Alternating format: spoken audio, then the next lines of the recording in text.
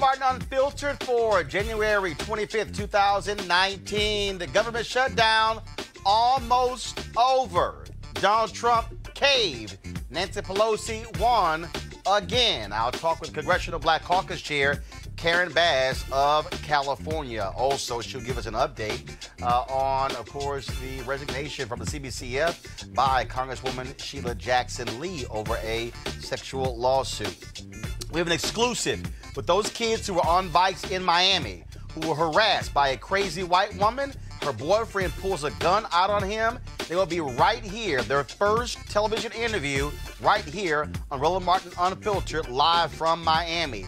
Also, in upstate New York, 4 12-year-old black girls suspected of being on drugs taken to the office and strip search at the age of 12. We'll share more of the shocking details and the response from their parents. Also, the clock is ticking for North Carolina's Bennett College. They must raise $5 million by the 1st of February or lose their accreditation. Right here, we'll be joined by the president of Bennett to give us a progress report on their fundraising. Also, Roger Stone arrested this morning in Florida, a longtime Trump associate and a straight-up racist and a thug. That's right, taken into custody by the FBI. Ooh, y'all don't want to miss what I got to say about that. It's time to bring the funk on Roland Martin Unfiltered. Let's go. He's got it. Whatever the miss, he's on it. Whatever it is, he's got the scoop, the fact, the find. And when it breaks, he's right on time and it's rolling. Best believe he's knowing. Putting it down from sports to news to politics. With entertainment just for kicks, he's rolling. It's on go, roll, y'all. It's Roland Martin, yeah. Rolling with Roland now. He's funk, he's fresh, he's real, the best, you know he's Roland Martin now.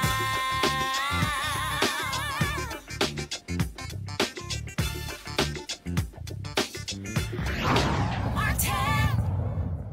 All right, folks, Donald Trump, after getting his butt kicked over the last several weeks, caved today, announcing that the government shutdown is going to come to an end. That there is going to be a 3-week continuing resolution to fund the government. Now, of course, remember, it was House Speaker Nancy Pelosi who told him point blank, you are not giving a State of the Union speech unless you reopen the government. Also, today in New York, we found out, as a result of air traffic controllers calling in sick, grounded flights to a halt in New York and other places. Folks knew in the White House this was going to happen all across the country if this thing continued. As a result, leaders on the Republican and Democratic side got together today with the White House, and they made perfectly clear there was a deal. Now, let's keep in mind, the House and the Senate have not yet voted on this deal. He could always change his mind. But as of right now, unless Ann Coulter and Rush Limbaugh and Sean Hannity act a complete fool, the deal is very simple. They will have a continuing resolution, fund the federal government for the next 3 weeks, allow both sides to negotiate on border security. But the reality is this: Donald Trump did not get a dime for his wall by reopening the government. Earlier, I talked with Congresswoman Karen Bass of California, who is the chair of the Congressional Black Caucus. Here's our conversation. All right, Congresswoman Bass, let's just cut to the chase. This shutdown has been utterly stupid. We now have a deal Yes. that is virtually the same deal. That's right. Before there was even a shutdown. That's Senate passed a resolution 100-0. Right. The House could have taken it up. Right. It's the same deal. Exactly.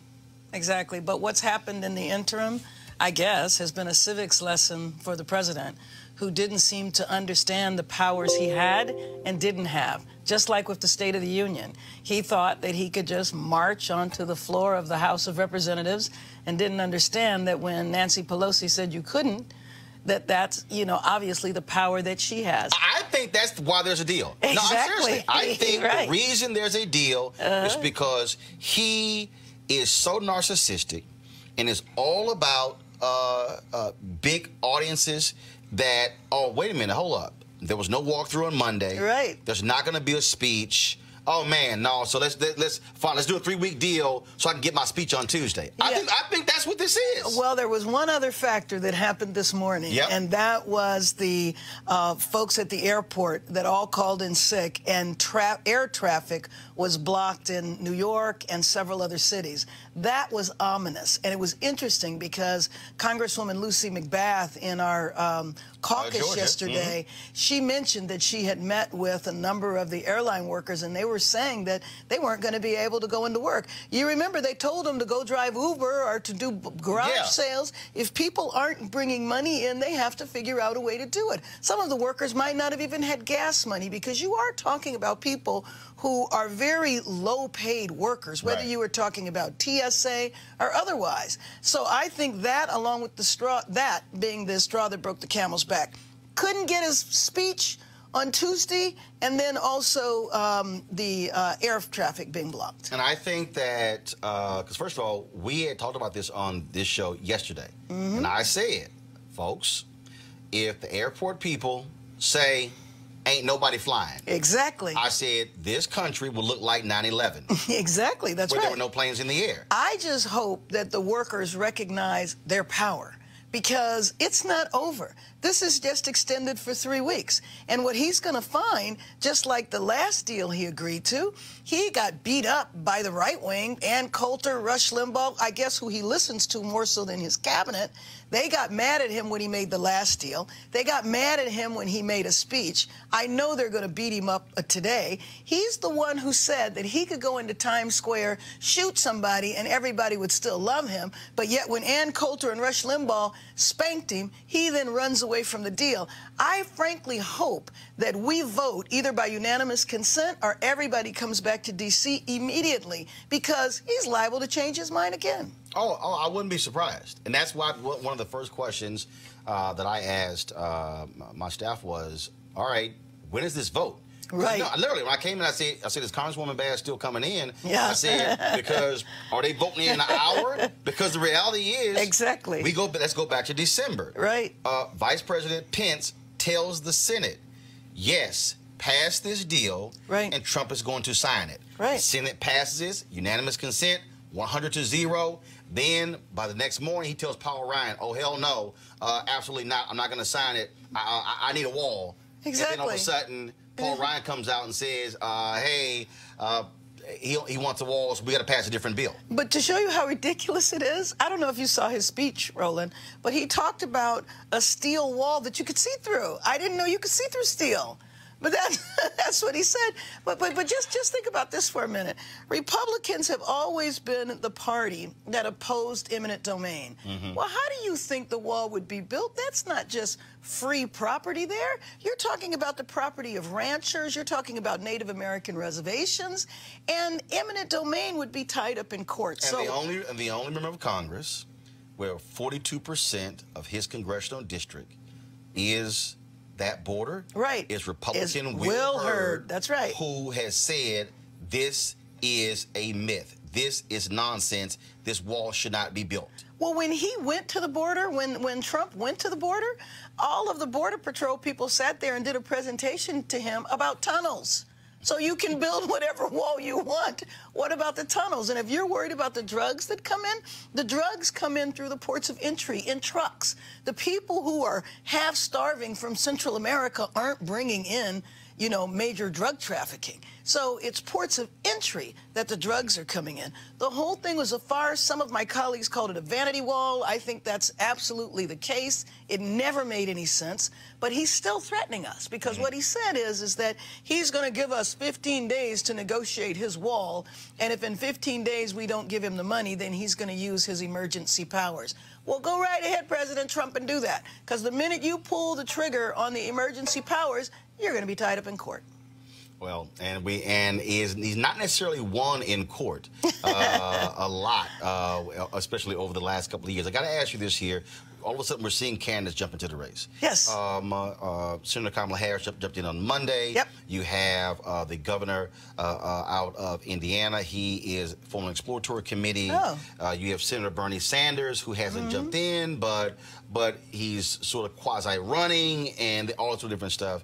What is your message to these candidates? What do you want to hear them talk about specifically for black folks? Well, first of all, I'm not dismayed by the fact that there are, a lot of candidates in the race. I think the Democratic Party and the American people need to have that discussion. But in terms of African Americans, I want to hear specificity. I mean, you're talking about an administration right now who has from day one tried to reverse everything we've won over the last 6 or 7 decades. I want to know how we're going to put it back together again. And not just put it back together, but move us a step forward. Let me give you a very specific example. We need infrastructure.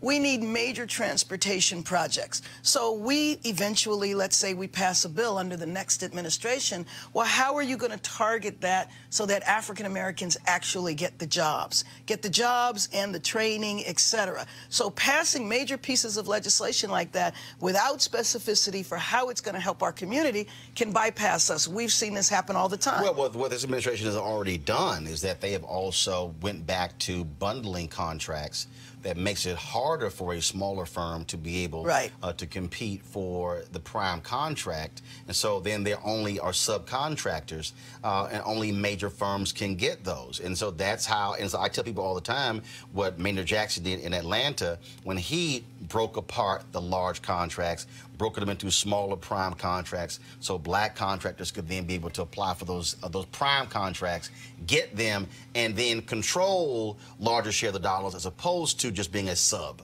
Well, and in addition to that, the other thing the administration did is took away provisions for local hire for federal transportation dollars. So believe it or not, if you have money from the federal government for a transportation project and you as a city or a county want to give preferential treatment to people who live in the neighborhood that the project is coming to, you can't do that.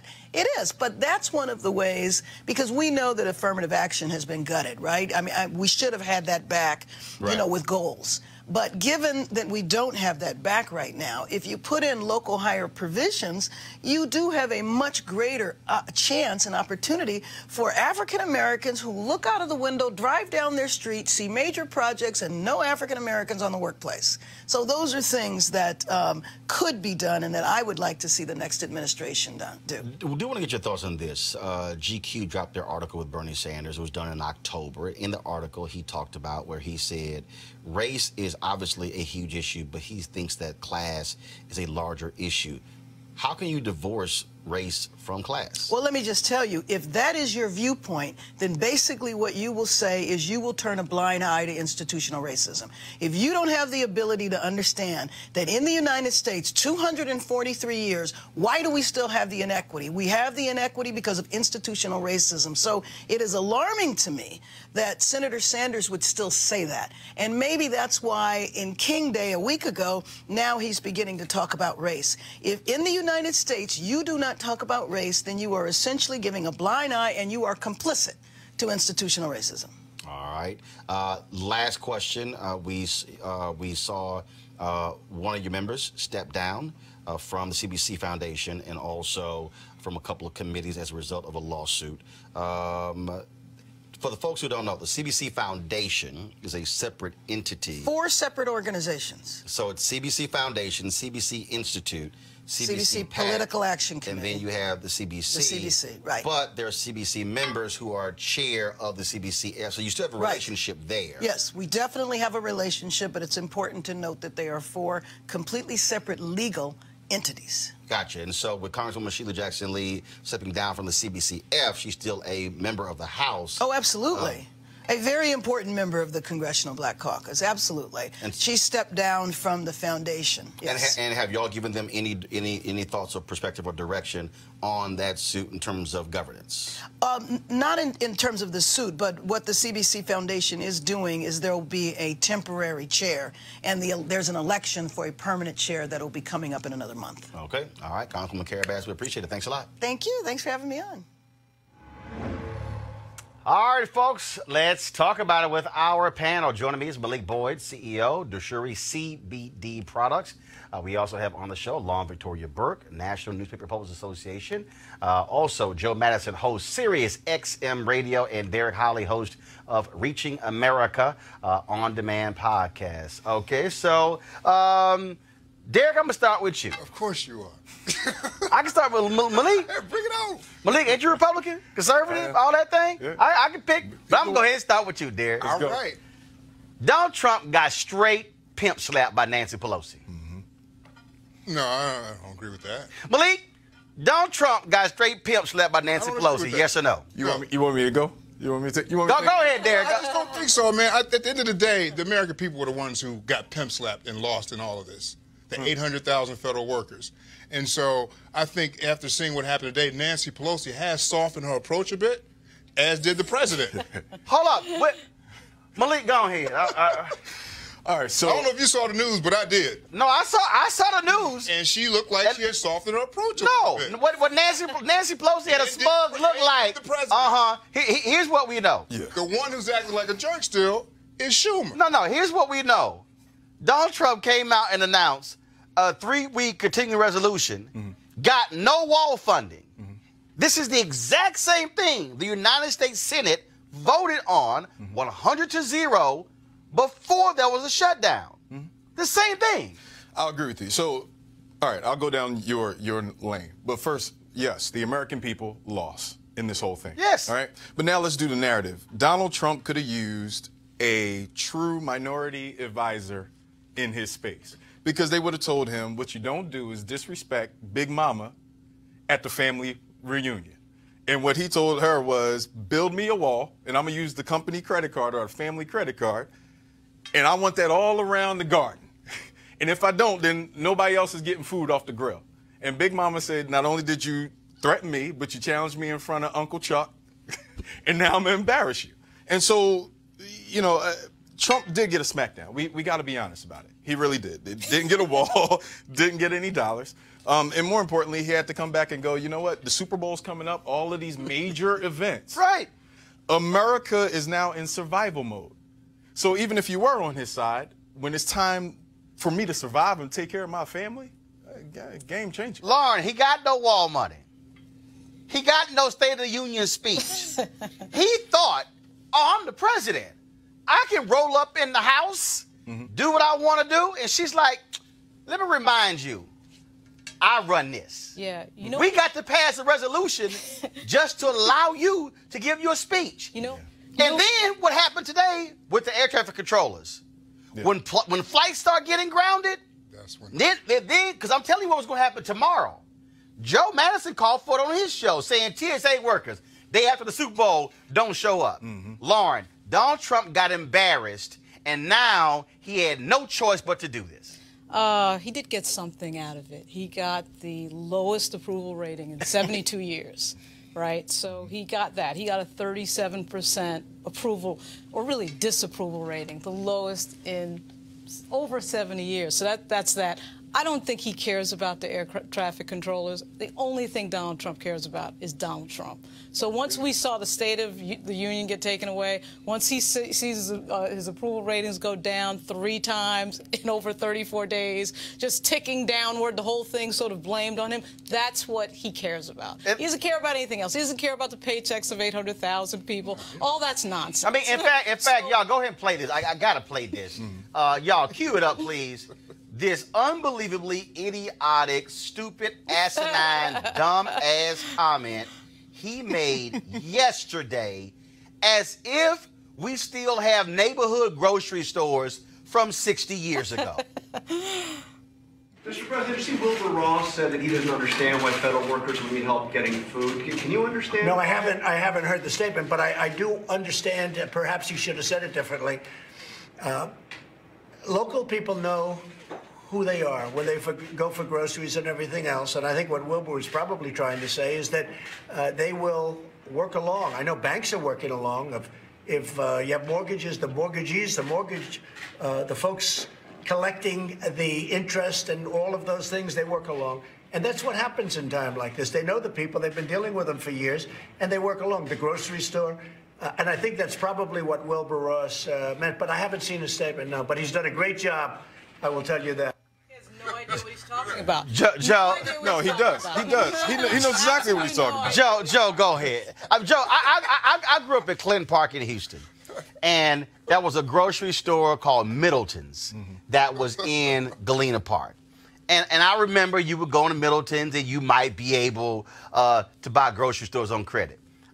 Middleton's don't exist no more. You know, you remind me, go ahead. when I was growing up, we had a grocery store, Rosie's. And Rosie's would give you credit, you know, your next paycheck. And then when I thought about that, I said, he must be thinking about a company store, you know, that you hear about in the coal mine era. But look, let's understand. You mentioned the fact I went on the air, and I said, look, we're not going to even think about boycotting or interfering with the Super Bowl. That's crazy. Right. But they got to get out. Right. They got to get out. 120 to 130,000 people have got to get out. So my argument and my proposal was right after the King Day, because I said, look, if you're going to celebrate the man, you got to live the message. Right. So what you do, TSA, let's target Atlanta, and you have a sick out, not a strike, a sick out. And let me tell you, that's what started it, to be quite candid, because only 2 or 3 days ago, the mayor of Atlanta came on, had a news conference and said, I've got to do something. I've got to get these people out. And then you have 14,000 IRS folks who didn't show up. And then today, the news about the East Coast flights. Right. And that impacted everybody. All right, I'm going to just add one more thing. So let's understand. His problem now is going to be Ann Coulter, Rush Limbaugh, and Sean Hannity, Laura Ingraham, and Laura Ingraham, because they are pissed. They are pissed. But here's what he's going to do. Mark my words. Save this video. He's going to. First off, they got to get you through the Super Bowl. Right. Through this period. He's going to then, I guarantee you, declare a state of emergency. And the reality is, and most lawyers have said this, they won't be worth the paper it's written on. Because the moment he declares it, they're going to go to the courts. The courts are going to issue an immediate injunction, and he's going to stand looking like this here. But no, what he's going to say, I tried. I tried to get this open. I opened it up. And it's those liberal courts. And that's what it's going to be. What we're going to find, we're going to find out. He looks like he wins, though. No, he doesn't. No, it doesn't. Wait a minute. He wanted the money for the border wall. Yeah. He didn't get the money for the border wall. That's it. It wasn't about the air traffic controllers. No. It was about the jailbreak that almost happened last night in the U.S. Senate. Watch the reporting. It's about the fact that Republican U.S. senators almost jailbreaked on him. That's about him. Yeah. That's about his ego. More Republicans went with the Democratic cause of flying or people getting planes. But those Republicans with the jailbreak, they do. And so, see, again, this is where... But it's all about his ego. No, I understand that. But his ego drives these decisions. What I'm saying, though, is if you're Republican senators, you're getting pressure from constituents and from mayors and from governors. And so you sitting there going, look, man, we trying to roll with you, but I got to run, too. But here's the bigger reason why. That statement that you just replayed was a class privilege statement. Oh, purely. Right? So yes, that was... Rich white man who ain't never walked to a grocery store in his damn life. But I can go to the bank, even on bad credit, and still get a loan. Well, what's the same things that minorities can. Well, even though the banks in America wouldn't give money, so that's why he went to the Russians. But Wilbur. I mean, look at the asinine comment that he made. Right. Well, his comment was in response to the question about Wilbur. Exactly. And let me point this out. Wilbur's credit union charges 9% interest on emergency loans. Right. Dude, the other thing you have to understand, too, is that we had that Roger Stone story today. He wanted to step on that. I suspect... Of course he did. That his media strategy is always to divert to something else. So you have the big announcement in the Rose Garden on the same day that Roger Stone gets raided. You know, that's the other piece. It's all about him all the time with every decision. But here's the deal, though. It's going to drive him crazy because the next 24 hours, because he's going to be watching TV all day and all weekend, and all it's going to be is, you got Punk. You lost. Pelosi's the boss. Pelosi wears the pants in America. And it's going to drive him crazy. And the problem is, this fool may go back on this agreement. He is so narcissistic, he may try that on Monday. So they better do it. They passed the UC in the Senate already. See, all they have to do is pass 2 unanimous consent. Right, but my point is, it ain't happened yet. But the way this fool is, he may try to go back and say, hell, I won't even sign that. Oh, well, then, yeah, well, all right, y'all. he's through. We'll see. We'll see what Crazy Man does next. Yeah. Yesterday, folks, we told you about Papa John's Pizza pledging $500,000 to Bennett College in North Carolina. This is crucial because Bennett is under academic probation and could lose their accreditation by February 1st if they do not raise $5 million. Also, today, Alpha Phi Alpha, my fraternity, gave $31,000 to Bennett College as a result. Derek, is your frat giving anything? I don't know. Okay, you might want to text somebody. I'll let you know. What was that little group you were? That little group you a member of? You got this. I can't remember that little group. I can't remember that little group. Which one is this? Will make us our 5. Oh yeah, that's a little group. Okay, yeah. That's right. Y'all can rustle up at least 5,000. Joining us right now is the president of Bennett College, Dr. Phyllis Dawkins. Doc, how you doing? I'm doing fine. I see you there with your Stand with Bennett shirt.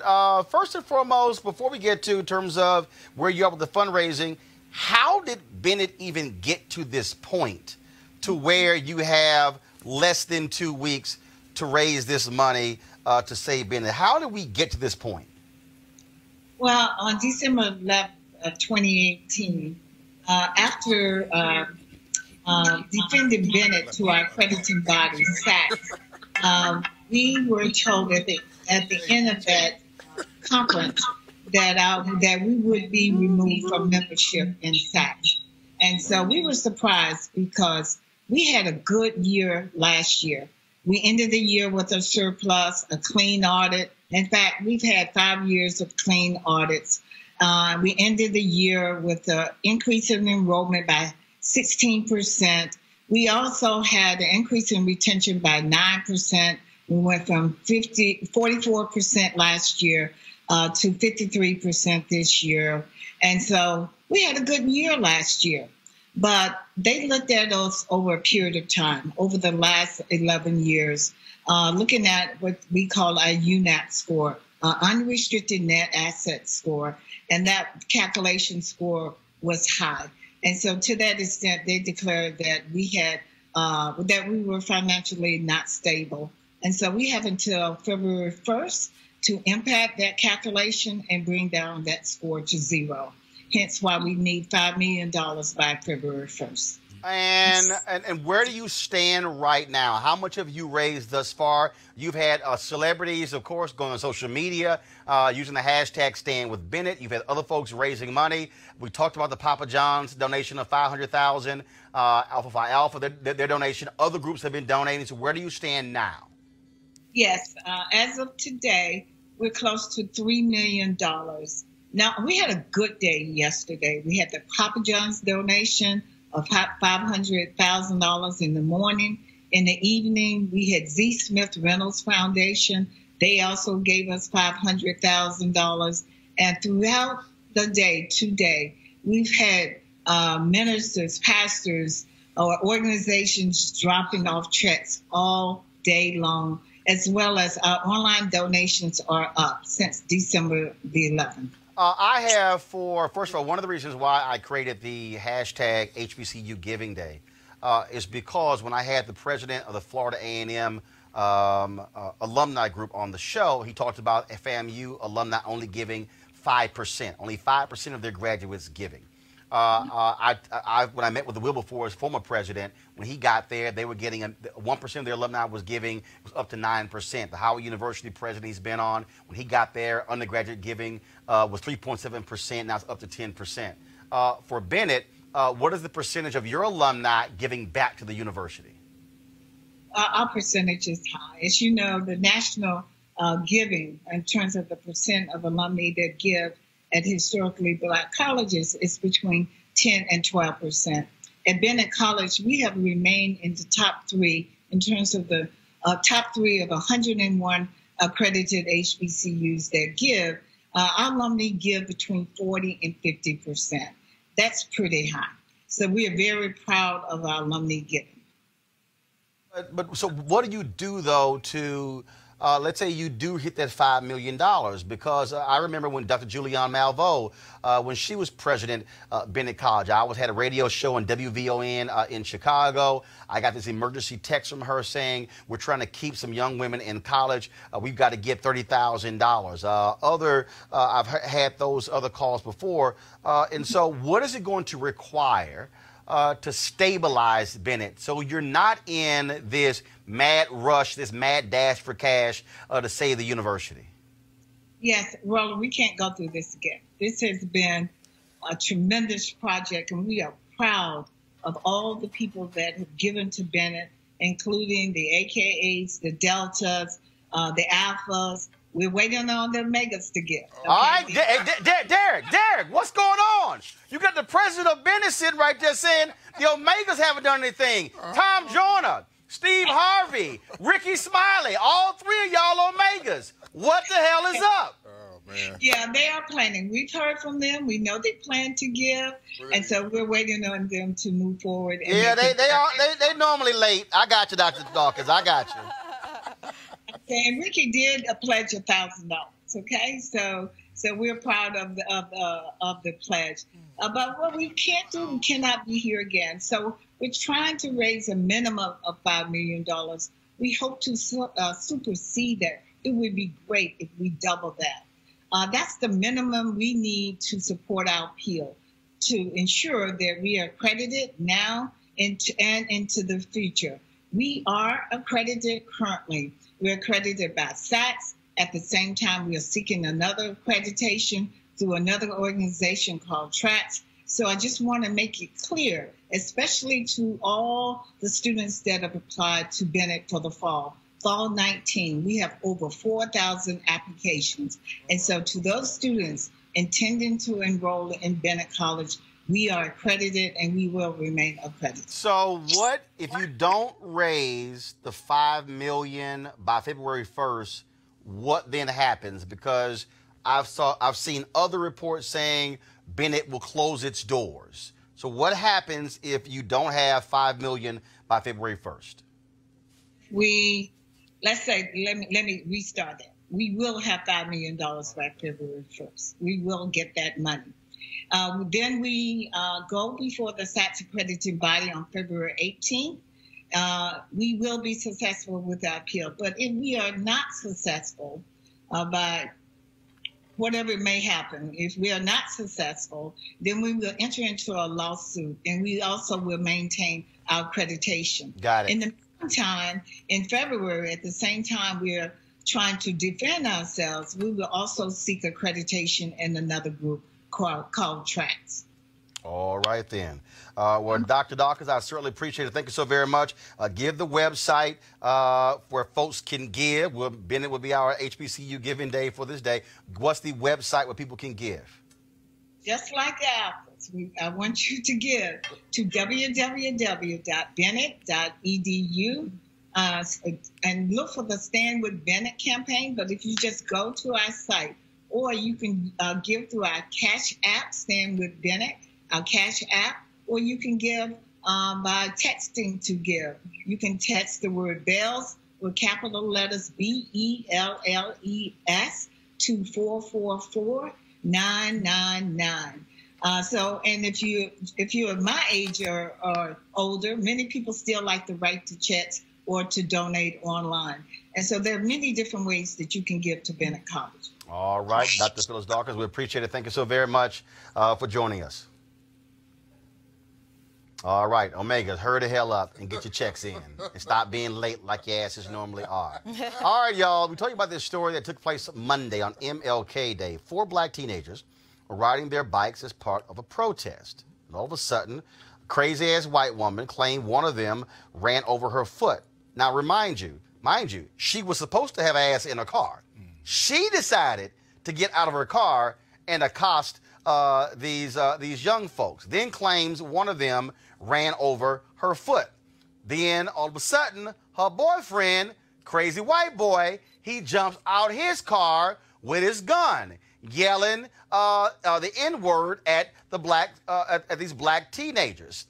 Joining us. So first of all, before I go to them, again, here's a video that event that was shot by the gentleman who was leading that protest. We had him on the show, but here was the video so y'all can understand what we're about to talk about with the teenagers. And this is an exclusive interview with us. They haven't talked to anybody else. So roll the tape. Get in front of my car, you fucking piece of shit. Nigger, stop! Nigger, stop! Nigger, stop!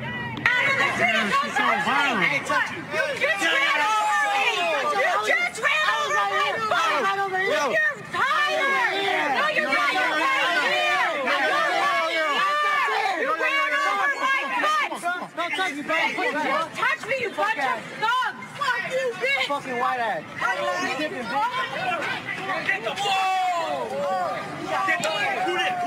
That guy in the red! Yeah, right behind this guy! You ran over my foot! Piece of shit!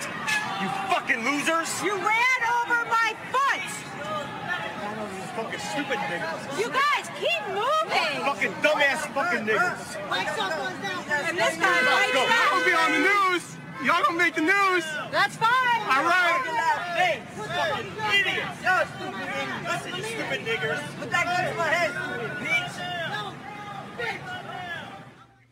All right, folks. Now, the man in the video, Mark Bartley, was arrested, and his girlfriend, Dana Scallion, was fired from her job. Joining us right now, this exclusive interview of 4 of the kids involved in the event and their attorneys, Marvin Porter and Lee Merritt. First of all, I don't have the names of the 4 kids, so if you could go ahead if you want. Go if you can't. Introduce yourselves, please. Donis Cruz. Octavius Eminent. Janice Flores. And this is Marwan Porter with the Cochran firm. All right, so first off, to the young folks, so explain to us, before this happened, what were you doing in downtown Miami on your bikes? Explain for the audience what you were doing. We were protesting for fair housing because they want to take our low-income housing and make them private. And when did y'all decide to be a part of this protest? 2 weeks ago. And so you, how many other folks were on bikes? Were there people who were walking, or was everyone during the protest, were they on bicycles? Bicycle.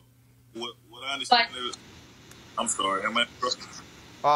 Actually, why don't you go ahead, then Lee Merritt, hold on 1 second. Go ahead. So everyone was on bicycles? Yes. Okay, Lee Merritt, one of the other attorneys, go ahead. I just wanted to give a little context. There was over 200 participants on bikes that day. This is a major day in Miami. Every MLK day, they have an adult sort of ride out called Wheels Up, Guns Down, which is an anti-gun event. And these young people wanted to be a part of that and advocate for something that they were concerned about in their community. So led by Dwight Williams, who I believe may be president, is one of the organizers there in Miami. They had a program called Bikes Up, Guns Down, where they protested on behalf of both gun violence and how this is a huge event every year on MLK Day. So for the 4 of you, you were there. You're on your bicycles, and then what then happens? What was traffic being blocked? What was going on that caused this woman to get out of her car and approach you? Nothing. We were just blocking traffic, and then she got mad out of her vehicle, and she walked to the front where we was at and started yelling at us. So what y'all were doing, so were y'all were stopping traffic, or were y'all crossing the street?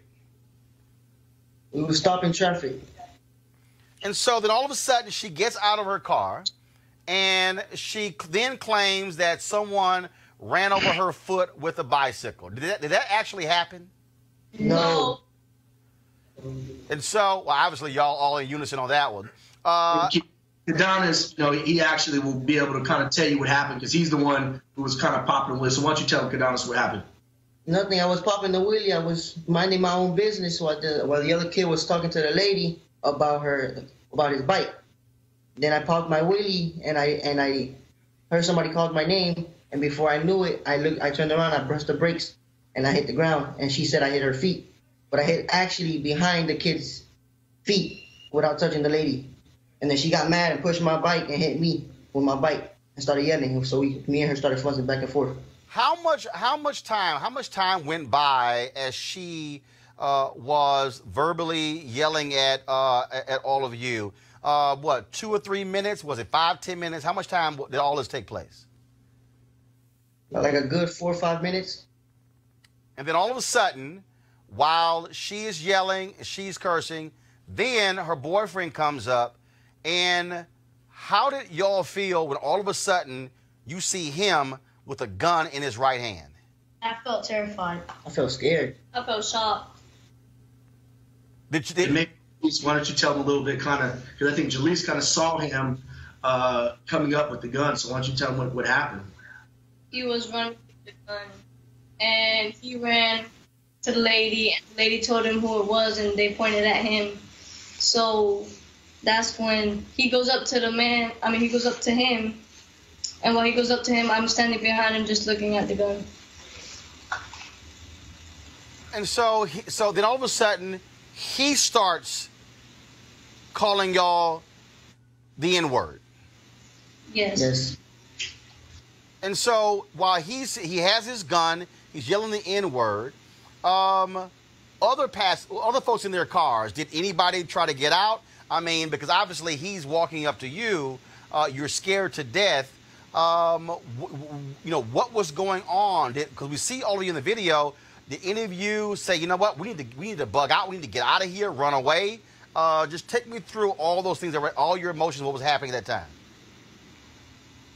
Once you get honest, I know you kind of froze at the time, huh? Yeah. When he came up with a gun, when I didn't see it, when he was running, and when he got next to his wife, and then when I seen the gun, I got so scared that I didn't want to run. I stood there looking at him, and when he got up to me, I thought he was going to do something to me with the gun, so I didn't move. I froze, got scared. And when he told me, get away from here, niggers, I just froze there and just stood. Didn't want to run. And what about you? Go ahead. I'm sorry. Go ahead. I was terrified and I ran.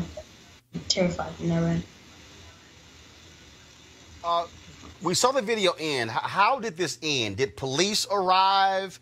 So take me through that. What happened when the video stopped? What happened after that? There were police going away in front of us, and that's when everybody thought it was for us, like we did something wrong. But the man, he was getting arrested, and the lady, she had her hands up. So when someone said, hey, you're going to be on television, and they're sitting here accosting you, cops come on the scene, the four of you, you're thinking the cops are there to deal with you. Then all of a sudden, they came on. So at any point, did the cops try to detain any one of you, or were they solely focused on this man who was carrying this gun? They were focused on the man. And as he's getting arrested, what is he saying to the cops? Is he still talking trash to y'all? What's happening? No. I think he actually said something to the effect of, why are you arresting me? They're the ones who were in the streets. This took place 4 days ago. We have seen tons of interviews of these white kids from Kentucky who made news over the weekend. Does it make the four of you, does it anger you that national media has talked to all of these kids, has gone to their school, all of this attention, apparently they're getting invited to the White House, yet they've ignored your story. They've ignored what took place in this case.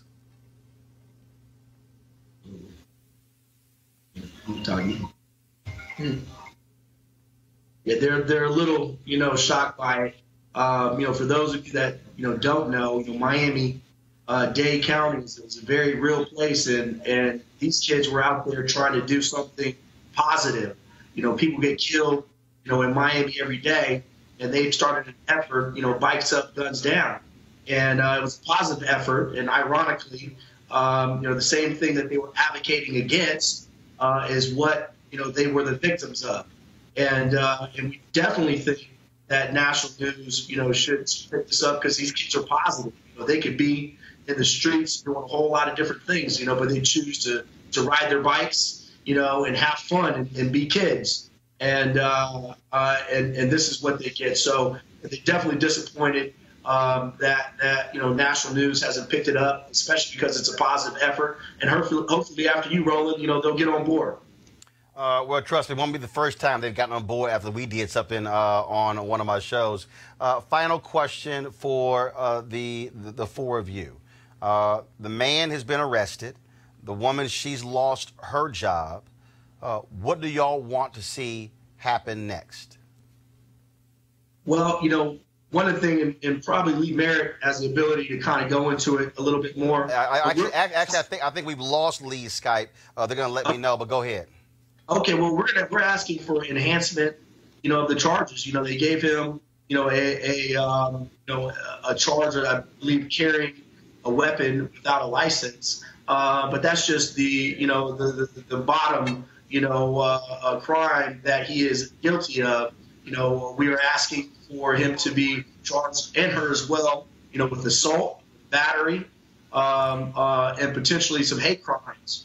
In addition, again, the Cochran firm has stood up for civil rights for a very, very long time. Whether it's race-based, gender-based, whatever it may be, we want injustices to be corrected. So civilly, we are going to go after both of them and make them understand that, they cannot be going around, waving guns in little black kids and Hispanic kids' face, calling them niggers without there being consequences. So we're going to make sure that they answer, to this situation and that they pay for it, figuratively and literally. To the four young folks, has this caused you to be afraid to protest in the future? Yes. Yeah. So as a result of this, your intentions were to protest housing there. And so because of what took place here, you're going to have second thoughts before you decide to be involved in a future protest. Yes. Yeah, Roland, and fortunately, I think when we all watched the video the first time, I was just cringing, hoping that one of these kids did not get shot. Now, if you looked at one of the earlier videos, he was attempting to bait them into a bad situation, and this could have turned out much differently. And I think you hit the nail on the head. I mean, there's a much bigger lesson in this. These individuals were expressing, their constitutional rights of freedom of speech. And what message are we sending to our youth? That if you have a philosophy or an idea that you want to express, and if someone doesn't agree with it, you can pay for it with your life. And, it seems like we're going back in time, and we cannot let that happen. All right, then. We certainly appreciate all of you joining us. I don't speak for other media outlets. It is a shame that when these stories happen, national media pretty much ignores them. Do understand when Trayvon Martin was killed, it was folks like me and others who drove social media to get national media to pay attention to this, and they should be covering this. This is also why we created this platform, so we don't have to ask or beg somebody else to tell our story. We do it ourselves.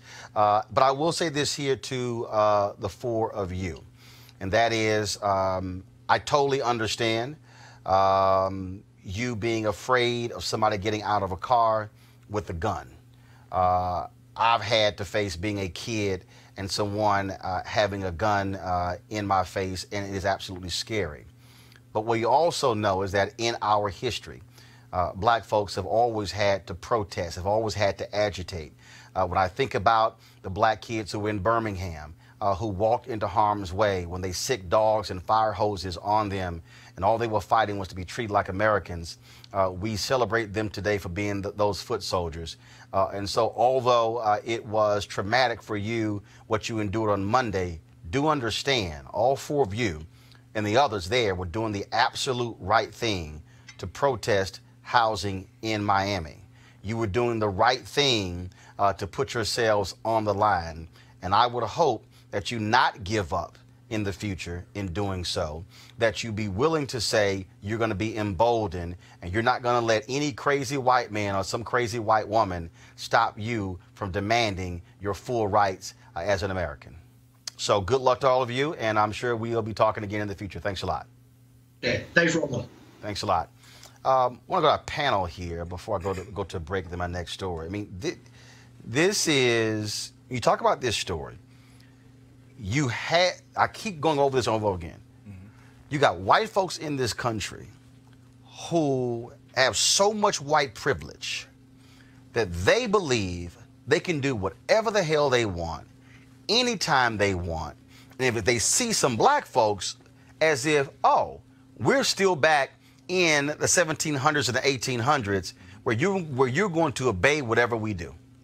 Track record was clear. I mean, black folk are endangered, right? And white folks' privilege has taken over, and they've been able to go beyond the limits. This guy, there's a couple things here. This guy, you can tell he can't hold his hands because no grown man is going to step to kids with a weapon. That's the first thing, right? So clearly there's a button that wasn't pushed in the brain. But you have the assault from the woman to begin with. Then here's the challenge. Concealed carry is if it's concealed. He brandished the weapon. Oh, no. So at this point, we're talking about this was no different. This was no different than the other white man in Florida when the black kids were getting to the elevator. Then all of a sudden, his gun appears, and then later he says, "Oh, I didn't mean to pull it out." No. You knew exactly what you were doing by pulling your gun out. You were trying to say, I'm going to use this on y'all if you don't back up. And because he walked to the event, it's clear that there was a premeditation. He got out his car and walked up to them. Derek, go ahead. The biggest thing I heard was this gun was unregistered. And so had that been a brother, he was going down right there. Maybe even got shot. Yeah. So it goes back to the white privilege. You wonder if Stand Your Ground would have been applied had one of these kids had a weapon and stepped to this guy that approaches them. But just like in Florida with the first of all, according to that law, if all of a sudden, if somebody steps to you and you're in fear of your life, you have the right to stand your ground. Yeah. And they should have been in fear of their life. But what's even more amazing than the whole premise and idiocy of getting out of your car and approaching people on the roadway, all of that, is this is being recorded. And they go, we don't care. This will be viral. No, but that's the white privilege. I don't care if you record it. No different than the white man in Pennsylvania, I think, who said, I need to see your key fob to get into the pool. No different than the white man in Ohio who owned the business, and he yelled nigga, nigga, nigga at the guy and was like, I don't care if you say something. Then it's like, oh, my God, my life has been ruined. I've lost my business. Because your dumb ass. Now the interesting change, though, is there's some consequence here. Just like we showed the people in Charlottesville without their hoods. Right. There was the consequence of you're losing your job now. And that's a little bit of a new piece. And I'm cool with that, Joe. In America, we are culturally conditioned to believe that white is superior and black is inferior. The manifestation of that cultural conditioning is that black people are undervalued, underestimated, and marginalized. And you saw all three of that in that one clip. Let me tell you what comes to my mind. You know what? Birth of a Nation. In Birth of a Nation, what was the theme of Birth of a Nation? A white woman is threatened, and here comes the Ku Klux Klan. That's part of the cultural conditioning of America. White woman in Mississippi, Emmett Till. Everything, everything all of you have said is absolutely true. But let me tell you, it has been going on because it's part of the cultural conditioning of the United States of America. This is Emmett Till. This is Birth of a Nation. This is the Scottsboro Brothers. This is just cultural conditioning. And then when you talk about that cultural conditioning, one of the reasons why Luther Campbell, everybody know him from Uncle Luke, and of course people may talk about his music, but you might want to read his book, because in his book he actually talked about the issue of housing there in Miami. He talks about where the current arena is for the Miami Heat. All of that was land that black folks had owned. And that it was black folks, it was African Americans, but also Bahamians who built Miami. And they systematically moved all those black folks to what is present-day Liberty City and isolated them in that area and literally stole land and moved black folks out. So when you talk about them fighting about housing in Miami, that ain't a current thing. That's a historical thing when you talk about what's happening in Miami. And again, his book, y'all, is called The Book of Luke. The Book of Luke. It is here. You can go to my iPad. I want to Luther Campbell, The Book of Luke: My Fight for Truth, Justice, and Liberty City. First of all, I read that book literally in 2 days.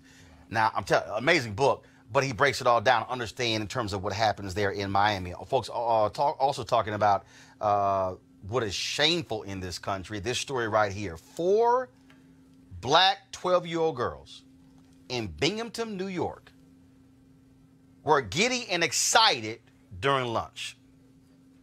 12-year-old, y'all. Okay? The school, though, didn't like that. Because these 4 black 12-year-olds were giddy, the school called the girls into the office and attempted to strip search all 4 of them because they assumed they were on drugs. According to the children, this is exactly what happened. Student A was made to remove her shirt pants and second layer of leggings. Then she was searched in her bra and underwear. Student B was made to remove her shirt and her outer pants. Searched in leggings and bra. Student C was made to remove her shirt and searched in her bra and pants. Student D was searched in her clothing. Received in-school suspension for refusing to remove her shirt and pants. Folks, this search was done by a school administrator and the school nurse. The school district released a statement outlining their policy, saying, quote, a student may, under current law and policy, be searched in a school building by an administrator. These searches may involve an administrator requesting a student empty their pockets, remove their shoes, and or remove their jackets. And the school district, in another part of its statement, seems to blame the trauma the students suffered on the students themselves for complaining. The parents of the 4 children released this statement, quote, to those willing to hear us and see us, the past several days have been unexpectedly stressful and traumatic to our girls, to us as parents, and our collective families. Tuesday's school board meeting was our first chance to speak publicly on the events that brought us here, and we would sincerely like to thank all the community members who came out to extend their support. That support, as well as a need for clarity, is why we have decided to release this joint statement. On January 15th, our girls were strip searched by the nurse and administrators from East Middle School in the Binghamton City School District. The girls were individually taken to a private space in the health office and held for over an hour. They were subjected to sobriety tests and observations and told to remove their clothing to be searched for drugs and other illegal substances. 3 of our girls complied to the tests and observations, as well as the searches, and were then allowed to return to class. 1 of our girls complied to the test but refused to remove her clothing for the search and was sent to in-school suspension. We as parents did not consent to these searches. We as parents were not notified by the school before or after these searches occurred. Instead, our children informed us, and we had to follow up with the school the next day. All 4 girls missed several days of instruction after this experience, as they no longer feel safe at East Middle. During this time, school officials failed to communicate with us in any meaningful way and often failed to return our calls. It wasn't until the community attended the school board meeting that the administration began to express an interest in helping us transition the girls back into school. Up until this point, we have relied on intermediaries to advocate on our behalf and to get this information in the appropriate hands. Our first priority is and remains our daughters. Some of us attended and graduated from Binghamton schools before enrolling our own children. We know most of the teachers and staff at East Middle care about the safety and well-being of the students. Listening to our children recount and relive this trauma has been an experience we would not wish on any parent. And we hope no other child has to experience what they have endured. Once again, thank you to those willing to listen and to believe our girls. So where are the I got lawyers? a beautiful 12-year-old. I mean, let me put this in perspective. Give them a chance. They're coming. They will be there. Give it a week. They will be there. Give it a week. But so I have a beautiful 12-year-old, Michaela, and when I saw the story, man, it hit home because they decided to say they were hyper and giddy. That's the reasoning for doing a strip search, as if 12-year-old girls that aren't together at lunch or recess or any other social scenario wouldn't be hyper and giddy. I mean, they didn't say erratic. You know, they didn't even say out of the norm. They said they were hyper and giddy. Just, these are natural things in Joe. the space. The district's going to get sued. You know, sued look, big. thank you. I mean, Sued look, big. you know, I'm tired of the rhetoric. I'm tired of the comparisons. Look, Omegas, Alphas, Sigmas, Deltas, there are enough freaking lawyers in all of y'all's organization that you ought to be, you ought to be in, what is the little town in New York? Binghamton. I've been there. You know, beautiful mountains all around it. Right. Sue, you're unfiltered, right? Yes. Sue their asses off. That's you know, we learned this from Johnny Cochran. Right. We've learned this from folk who, you know, you sue them. And when you do that, then you take some of that money, you give to the parents, you give to the kids' scholarship fund, and then you use some of that money to train them dumbass teachers and administrators at that school to make sure this never happens again. Now, that's unfiltered. Now, if they were smart, this district would settle. They would figure out a way to hand them a bunch of money with a big apology and a big production made out of it, talking about training and all that. They're not going to do that because they're arrogant. They're arrogant and stupid. That's why you sue. First of all, to blame the trauma on the students. Derek.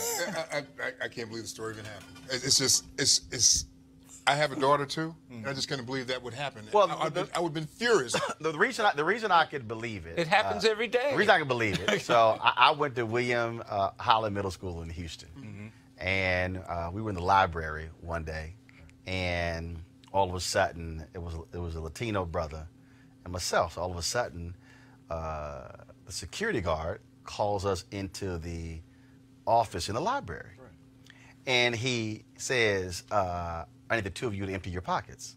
And I go, for what? Right. He goes, well, the teacher said that one of you had really red eyes. Wow. Now, the Latino guy had really curly hair like I did. So the security guard was like, well, I don't know which one of them got the curly hair, so both of y'all come in. So we go in, and so we got to empty our pockets. And so I had a little paper that was rolled up. I said, don't even try it. Like, don't think that this is a sheet of paper for a joint. Right. So I get home. Now I got one of them old school daddies. So I get home, and I tell my dad what happened. My dad goes, what the hell you just say? He said, get the white pages. Okay, so for all y'all millennials, the white pages used to be like a big-ass phone book that had phone numbers. This was before Google. Where you had to literally, with a big old, that was a yellow pages and a white pages. Yellow pages, trust me, it's in a museum somewhere. So sat on it. Precisely. So I bring him the white pages, and so he opens it up. So boom, he looks at the middle school. So he calls the middle school. And so he calls the office and said, I need to speak to Mr. Broussard. And so, well, who's calling? Tell him Reginald Martin is calling. And so Broussard gets on the phone. My dad recounts the story. My dad said, now let me be real clear. I fully expect. He goes, who the hell is your teacher? I said, Miss Hart, white woman. He said, I fully expect that tomorrow Miss Hart is going to personally apologize to my son for thinking he on drugs. He said, not a single one of my damn kids on drugs. He said, now, if my son comes home tomorrow and arrives home by 3:45 and tells me this story, I will be in your office by 4 o'clock. I fully expect this to happen. And all I could hear was, okay, yes, Mr. Martin. Yes, Mr. Martin. I'm going to make sure that happens, Mr. Martin. And hung up. And that's exactly what happened the next day. And again, it's one of those things that, because first of all, I grew up next to the ship channel in Houston. Hell, my eyes were red my entire damn life, all the chemicals next to the plant. But the fact that they sit here, and to your point, they were giggling. Hell, if 12-year-old girls were not giggling, I would think something is wrong. But this is literally where we are, where there is nothing that black folks can do, where white folks won't stop us. We can be barbecuing, we can be giggling, we can be parked in the crossway. I mean, it's like going to the pool, having dreadlocks, wrestling. I mean, to your point earlier, this is where I keep telling everybody, we are operating in this place where white folks are seeing their power erode. And it's like, oh, no. We gonna have to just exert our authority on y'all. That's really what is this dynamic that's going on here. This whole idea that there's something that's totally wrong with us at all times. We talked about the Brookings Institute 2040. That shift that's happening, right? Oh, yeah. So they've become policy masters. And in this conversation, the policy is at issue. It's what gave them the opportunity to be able to do that.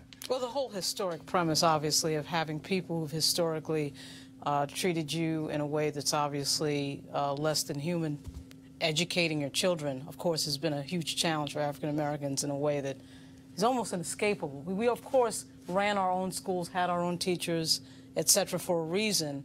And, of course, integration changed all that. And that question is a really difficult one for us to obviously confront. The school-to-prison pipeline, obviously, too, is a growing problem. The idea that this was treated as some sort of a prison, like this was Attica, you know, the way that you would have a strip search in a penitentiary, is just strange. It's just nuts. 12-year-old girls. Right. Yes. Wild horses wouldn't cut off. But please understand. Final comment. Well, please understand what they segregate. It's not segregating just color. They segregate power, resources, and responsibility. Yep. Right. That's what gets segregated. And now when you look at Congress, Elijah Cummings, Benny Thompson, Maxine Waters, a black president, all of a sudden, it's an entirely different world and culture, and people are just simply going to have to recondition the way they see us and think, and it's going to be a struggle. And as I said, on Martin Luther King Day, you honor the man, but after the day, you better live the message. That's it. There you go. Folks, I got to laugh at this next story. So we've been covering the Birmingham Civil Rights Institute and their absolutely stupid decision to rescind an award for Angela Davis, the Reverend Fred Shuttlesworth Award, which was going to be given to her next month. They announced in October she would get the award after various Jewish individuals and groups then complained because she supports the boycotting of Israel because of their treatment of Palestinians. They then rescinded the award. Then 3 board members resigned as a result of the blowback. Now the Civil Rights Institute has said, we've now decided to actually give Angela Davis the award. You know why.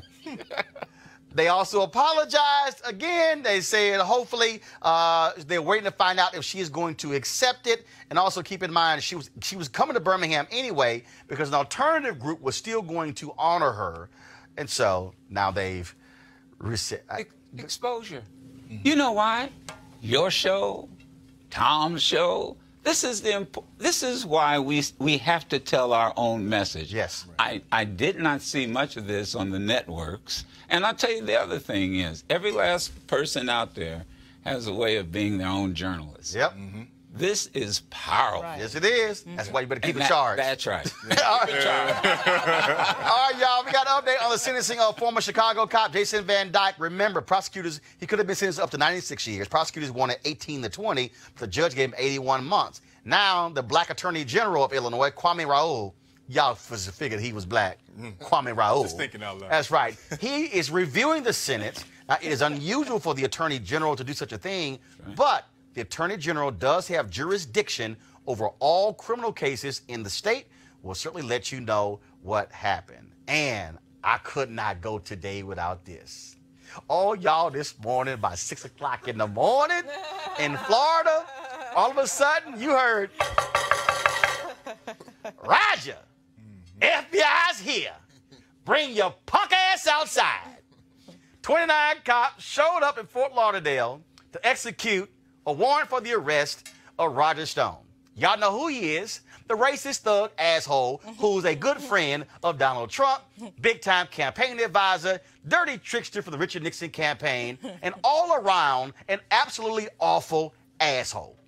Well, he got arrested, went to court, came out flashing his Nixon sign saying, oh, I'm not guilty at all, charged with lying, charged with making stuff up, and he's then going to have to come to Washington, D.C. to appear before a judge here. Now, the reason this is the thing, because why I can't stand his punk ass, because he's a racist. Roger Stone trashed me as well as Ana Navarro on Twitter. That's all the reason why he got banned by Twitter. He also was barred from ever going on CNN as a result of his comments about us. Here's Ana Navarro on The View this morning celebrating. He got banned from Twitter for saying horrible, racist, offensive things about Don Lemon, about me, about Roland Martin. I am a happy person today, and let me just say what it says. Now, he really is an awful, awful individual. And basically, he comes out and says, well, there was no corruption.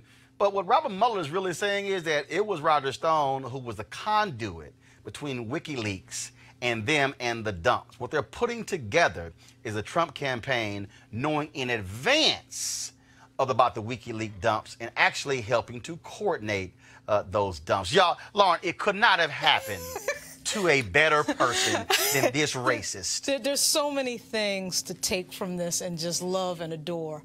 My personal thing, because I have a bunch of cops in the family, is these Republicans who say they love cops until they watch cops doing their job this morning. He's like, they were the Gestapo. They scared my wife. They scared my dogs. It was too much. It was too harsh. When was the last They could have just called my attorney, and I would have turned myself in, Joe. I'm just amazed when I heard the news that he had Richard Nixon's face tattooed on his back. Did you just learn that? Yes. Oh, no, that's been for years. There was a story I read years ago where him and his wife were swingers. Yeah. And he talked about that. I mean, no, this is one of the most vile, and for the folks who don't know, this is also one of the most vile individuals who was a part of the 2000 Bush v. Gore shenanigans down in Florida. He is a dirty trickster from the mold of the folks who broke into the Watergate Hotel. He is despicable. Now, when he got banned, he gave some interview with somebody else where he offered an apology to me before his racist comments, and I said, kiss my ass with your apology. Tell it to my face. No, because what he did was, he literally had all kind of nasty things to say about me and Ana Navarro and Don Lemon, and my deal is, I reject your apology if you don't give it to me personally. But that's the kind of person that he is. But see, watch. And Republicans have loved him. He's trying to act like, oh, this is no big deal, and I can flash the Nixon sign as I come. Watch carefully. And see, and watch carefully as this goes forward. And this dude has been in multiple circles because his deal, Malik and Derek, in 2004, he was advising Al Sharpton when he ran for president. And I'm sitting there like, who the hell? Yes, no, in 2000, when Reverend Al Sharpton ran for president, Roger Stone was advising him. So even as you talk about, today in the news reports, they even make it clear this is a different kind of animal that we're playing with. He's not Manafort.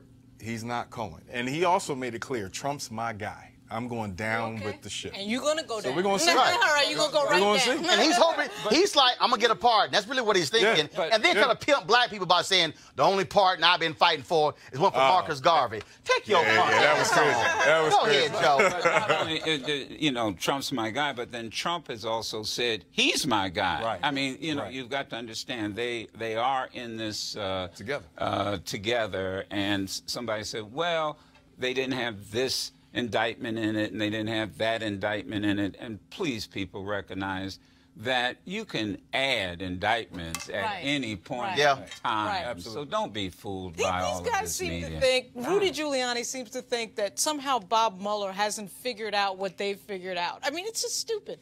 Watch what happens. Oh, Watch what happens. I'm loving it, and I'm telling y'all something right now. Trump loves talking about walls. Oh, there's some walls that are closing, and then that are just getting narrower and narrower and narrower around Trump. Since you're in love with walls, about 30 people who know you are going to be in a joint with 4 walls and some bars. You got Manafort, who loves suits. He's going to have an orange suit he's going to be wearing for the rest of his life. And Humpty sat on the wall. Right, and I just love all these punk asses who kept hollering, lock her up, lock her up. Right. And there's a whole lot of them getting locked up. Wow. That's called the Trump administration. Folks, we are done.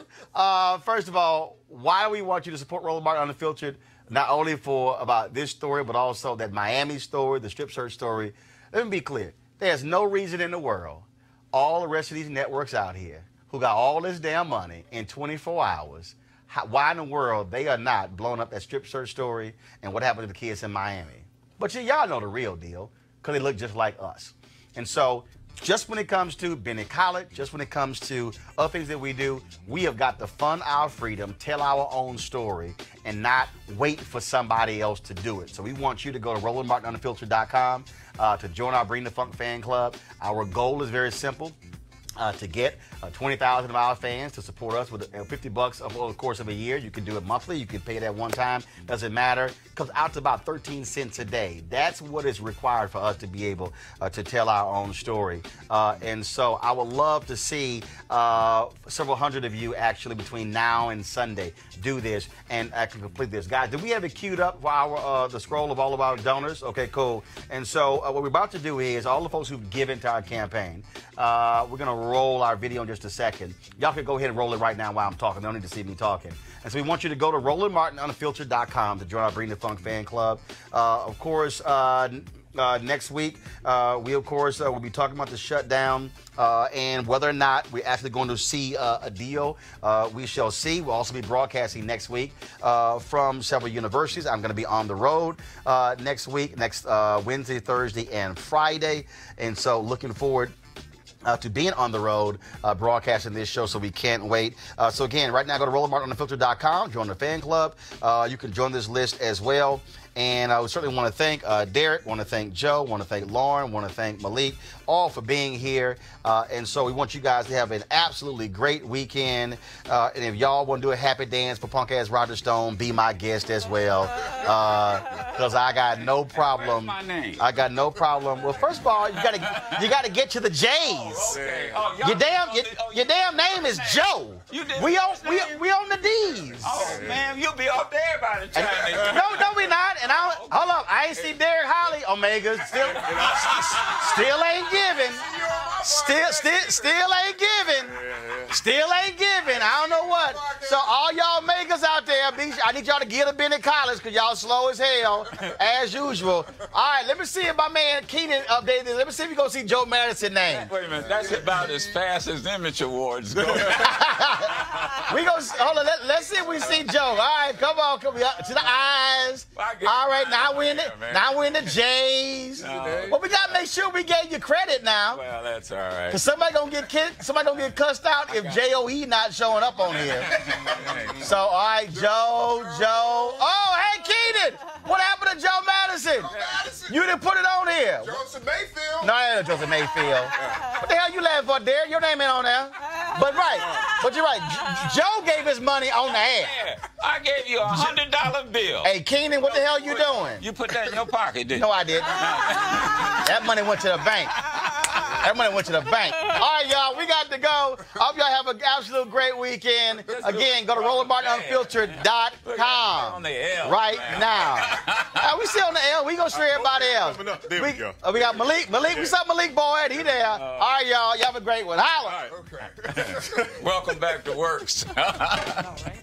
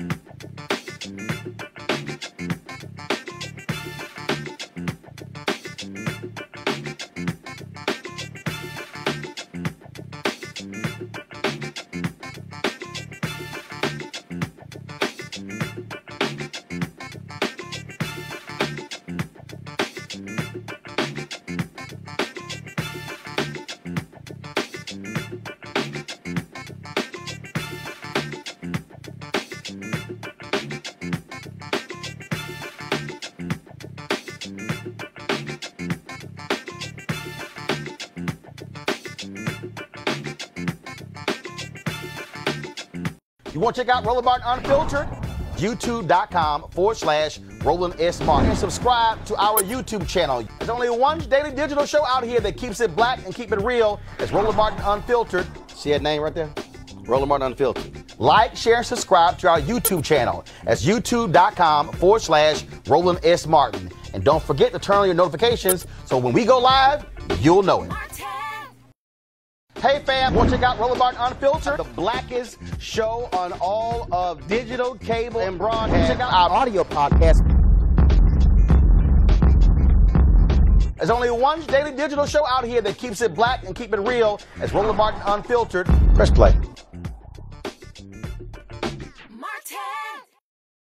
You want to support Roland Martin Unfiltered? Be sure to join our Bring the Funk fan club. Every dollar that you give to us supports our daily digital show. There's only one daily digital show out here that keeps it black and keep it real. It's Roland Martin Unfiltered. Support the Roland Martin Unfiltered daily digital show by going to RolandMartinUnfiltered.com. Our goal is to get 20,000 of our fans contributing $50 each for the whole year. You can make this possible. RolandMartinUnfiltered.com.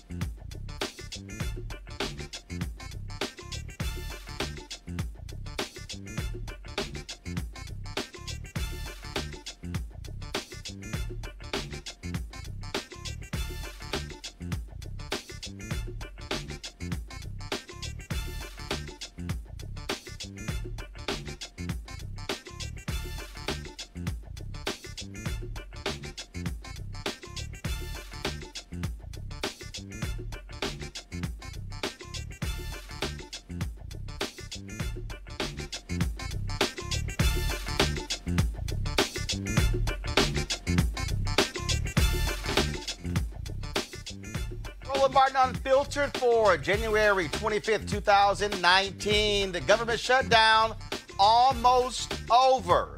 Donald Trump caved. Nancy Pelosi won again. I'll talk with Congressional Black Caucus Chair Karen Bass of California. Also, she'll give us an update on, of course, the resignation